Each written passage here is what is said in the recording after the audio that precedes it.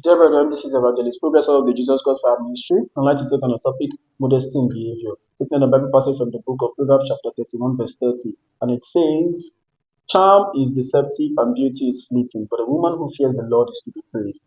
Yes, dear brother, yeah, charms and beauty, everything, all of those things we fade away. Those things are not permanent and they can be deceiving. They can be deceiving. Modesty in behavior is what is a person who fears the Lord. Like you use the Bible used a woman who fears the Lord is to be respected. It's not just about your beauty, it's not just about the charms, it's not about the ornaments you put on.